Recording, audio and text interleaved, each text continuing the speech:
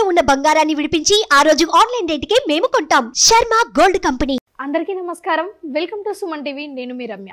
November మాసంలో November 15వ తారీఖు వరకు శని వక్రగతి ఉంది. దాని తర్వాత 16వ తారీఖు నుంచి రుజు మార్గంలోకి వెళ్తున్నాడు. దీనివల్ల నవంబర్ మాసంలో 12 రాష్ట్రాల వారికి ఎలాంటి ప్రభావం చూపిస్తుంది, వీరు ఎలాంటి పరిహారాలు చేసుకుంటే వారికి మంచి జరుగుతుంది, ఇవన్నీ తెలియజేయడానికి ఈరోజు మనతో పాటు ఉన్నారు ప్రముఖ జ్యోతిష్య పండితులు, అలాగే లలిత ఉపాసకులు బ్రహ్మశ్రీ నానాజీ పట్నాయక్ గారు. గురుగారిని అడిగి మనకున్న సందేహాలన్నీ నివృత్తి చేసుకుందాం. గురుగారు నమస్కారం. శ్రీమాత్రే నమః. గురుగారు, ఈ శని వక్రగతి వెళ్ళిపోయి రుజు మార్గంలోకి వెళ్తున్నాడు కాబట్టి మరి నవంబర్ మాసంలో మీనరాశి వారికి ఎలా ఉండబోతుంది? మీనం వారికి కనుక చూసుకున్నట్లయితే శని 12లో ఉన్నాడమ్మా. అంటే ఏలినాడు శని స్టార్ట్ అయ్యి 2 సంవత్సరాల దగ్గర అవుతుంది వీళ్ళకి. 2 సంవత్సరాల నెల ఏమవుతుంది, ఇంకొక ఆల్మోస్ట్ 5.5 years ఇంకా వీళ్ళకి ఏలినాడు శని. ఎప్పుడైనా 12వ స్థానంలో శని సంచారం జరిగేటప్పుడు జరిగేటువంటి మిస్టేక్ ఏంటంటే అనవసరమైన ఖర్చులు పెట్టుకుంటారు. వీళ్ళు ఎక్స్ట్రా ఖర్చులు పెట్టేసుకుంటారు. ఆల్రెడీ ఒక ఇల్లు ఉంది, ఇంకో దగ్గర ఏదో ఇల్లు అంటాడు, ఇంకో దగ్గర ఏదో ఆఫీస్ అంటారు, లేకపోతే ఒక ఆఫీస్ నడుస్తుంది, ఇంకో ఎక్స్టెన్షన్ అంటారు. అంటే ఇప్పుడు పెట్టే ఖర్చులన్నీ కూడా ఎక్స్ట్రా ఖర్చులు అవుతూ ఉంటాయి.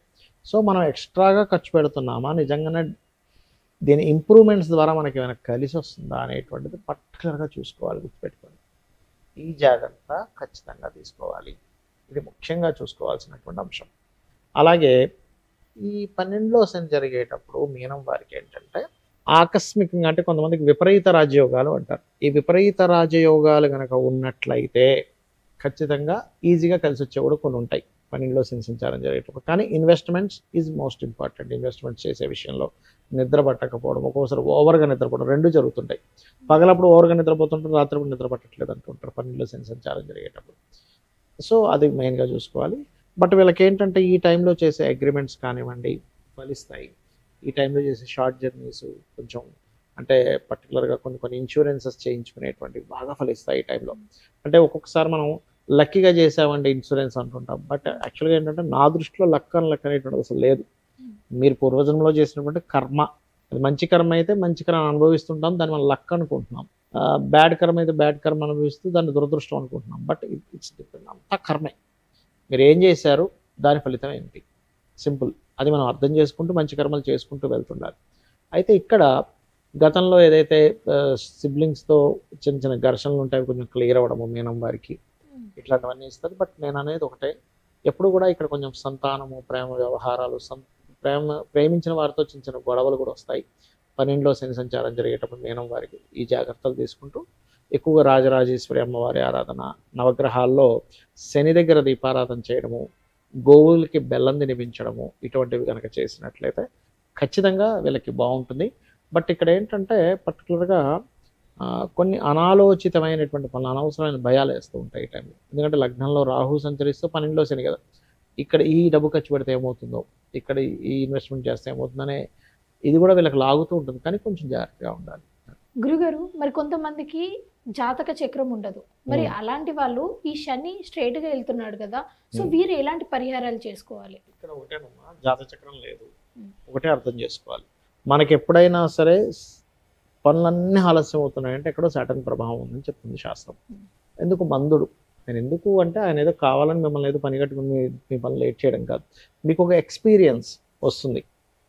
సో ఎక్స్పీరియన్స్ మీకు రావడం కోసం ఆయన మనకు పాఠం నేర్పిస్తున్నాడు అనే పాజిటివ్ థాట్తో ఉండాలి. First point number 1. రెండవది ఏంటంటే అలా లేట్ అవుతున్నాయి అన్నప్పుడు చాలా సింపుల్గా ఒకటే నేను నేర్చుకోగలుగుతున్నానని పాజిటివ్ థాట్తో ఉంటూ, మీకు దగ్గరలో గోశాల ఏదైనా ఉన్నట్లయితే గోవులకి బెల్లం తినిపించడము. ఇప్పుడు ఎట్లాగో కార్తీక మాసం వస్తుంది కాబట్టి, కార్తీక మాసం నడుస్తుంది కాబట్టి మనము నూనె ఉంటుంది, ఆయిల్, నువ్వుల నూనెని చక్కగా దీపారాధన కోసమని టెంపుల్స్లో ఇవ్వడము, ఇవి గనక చేసినట్లయితే ఖచ్చితంగా బాగుంటుంది. అదేవిధంగా గోవుకి కాస్త బెల్లం తినిపించడంతో పాటు ఓం అనాకలిత సాదృశ్య చుబుక శ్రీ విరాజితాయే నమః, ఈ నామము పర్టికులర్గా ఏంటంటే ఏలినాడు శని నడుస్తున్నా, అర్ధాష్టమ శని నడుస్తున్నా, అష్టమ శని నడుస్తున్నా, శని మహద్దశ నడుస్తూ శని సరైన స్థితిలో లేకపోయినా కూడా ఫలిస్తుంది. గురుగారు, మరి ఈ రుజు మార్గం వల్ల దేశకాల పరిస్థితులు ఎలా ఉన్నాయి? ఒకటేనమ్మా, ఇప్పుడు శని ఒకటని కాదు, మనం క్రోధినామ సంవత్సరం మొదటి నుంచి చెప్తూ వస్తున్నాం.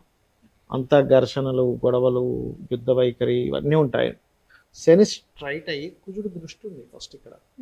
సో ఫస్ట్ మంత్ అంటే ఈ నవంబర్ డిసెంబర్ మాసాలలో కాస్త ఘర్షణలు మళ్ళీ కాస్త ఎక్కువ అవుతూ ఉంటాయి, గుర్తుపెట్టుకోండి నవంబర్ డిసెంబర్ మాసాల్లో.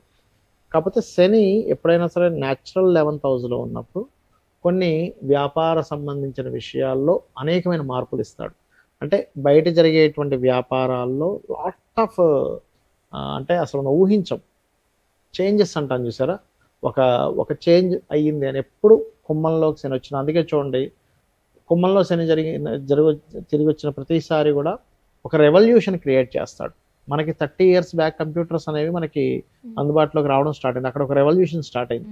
ఇక్కడ నుంచి AI రెవల్యూషన్ స్టార్ట్ అవుద్ది, ఇక్కడ నుంచి ఆ AI రెవల్యూషన్ క్రియేట్ చేస్తాడు శని. ఇక్కడ పర్టికులర్గా మనం శని ఎంటర్ అయ్యేటప్పుడే చెప్పుకున్నాం, 2 సంవత్సరాల క్రితమే చెప్పుకున్నాం, సంథింగ్ బిజినెస్ స్ట్రాటజీలో చాలా మార్పులు రాబోతున్నాయని.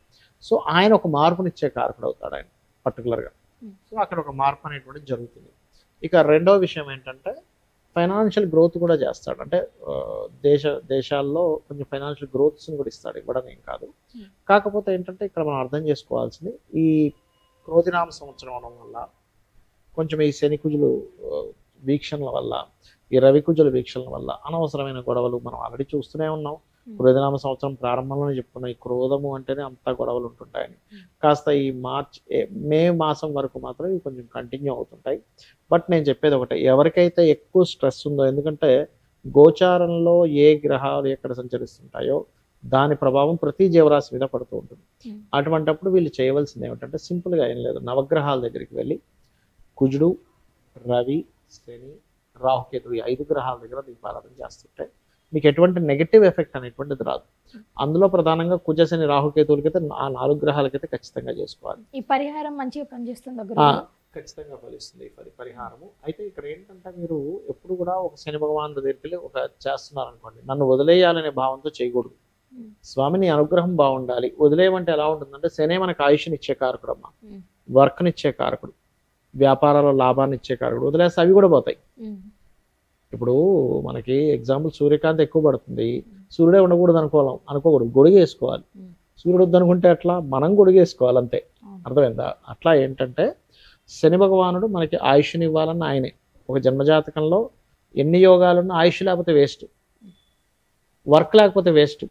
పని లేదనుకోండి ఏం చేస్తాం చెప్పండి, కెరియర్ లేదు, బిజినెస్ లేదు, మనం అసలు గుర్తింపు ఉండదు మనిషికి. సో బిజినెస్ కానీ కెరియర్ కానీ ఆయుష్ కానీ ఇచ్చేది మెయిన్గా వీళ్ళే శని భగవానుడు. అందుకని ఏంటంటే మనం కరెక్ట్ కర్మలు చేస్తున్నాం అనుకోండి, ఆయన కరెక్ట్ రిజల్ట్స్ ఇస్తాడు. అది పూర్వజన్మలో కాదు, ఈ జన్మలో కూడా మనం అందరం ఏమనుకుంటామంటే ఏంటో నాకు రావట్లేదు, ఎంత కరెక్ట్గా ఉన్నా అనుకుంటాం, కానీ అదేం కాదు. కరెక్ట్గా ఉన్నవాడికి ఎప్పుడైనా విజయం ఉంటుంది. ఏదో అడ్డదారుల్లో వెళ్ళేవాడికి ఆ రోజుకి ఏదో విజయం ఉంటుంది, కానీ లాంగ్ టర్మ్లో బ్యాడ్ ఎఫెక్ట్ అనేటువంటిది ఖచ్చితంగా ఉంటుంది. కాబట్టి నేను ఒకటే చెప్తాను, మీరు ఏనాడు శని, అర్ధాష్టమి శని, అష్టమి శని నడిచేటువంటి వారికి ఒకటే చెప్తాను ఏంటంటే మధ్యాహ్నం పూట నిద్రపోకండి, కాస్త వాకింగ్, జాగింగ్, ఎక్సర్సైజెస్ లాంటివి చేయండి. నిద్రపోయారంటే ప్రభావం ఎక్కువగా ఉంటుంది. ఒక పని 4 సార్లు అవుతుంటే ఓకే నాకు నేర్చుకునే అవకాశం వస్తుంది అనుకోండి, కాస్త నూనె లాంటి దానం ఇవ్వండి, గోవులకి బెల్లం తినిపించండి, ఓం అనాకలిత సాదృశ్య చుబుక శ్రీ విరాజితాయ నమః చేసుకోండి. రావి చెట్టు చుట్టూ కానీ, ఆంజనేయ స్వామి చుట్టూ కానీ, లక్ష్మీనరసింహస్వామి ఆరాధన కానీ, అంటే ఈ టెంపుల్స్కి వెళ్ళి ప్రదక్షిణం చేయండి. ఖచ్చితంగా ఏమవుతుందంటే అక్కడ నుంచి వీళ్ళకి చేంజ్ 100% చూస్తారు. మీరు నేను చెప్పినవి పాటించక ముందు లైఫ్ స్టైల్కి, నేను చెప్పినవి పాటించిన తర్వాత ఉండే లైఫ్ స్టైల్కి మీరు కళ్ళ కట్టినట్టు చూస్తారు. అంటే అప్పటి వరకు అసలు దేనికోసం బ్రతుకుతున్నామా ఏమిటిది అనుకునేటువంటి ఒక నిరుత్సాహంలో ఉన్నటువంటి వ్యక్తి అక్కడి నుంచి ఉత్సాహం అనేటువంటిది 100% పెరుగుతుంది. గురుగారు, ఈ రాశి వారికి ఎలా ఉండబోతుంది, ఎలాంటి పరిహారాలు చేసుకుంటే మంచి జరుగుతుంది, ఇవన్నీ కూడా చాలా స్పష్టంగా తెలియజేశారు. మీకు నా ధన్యవాదాలు. శ్రీమాత్రే నమః.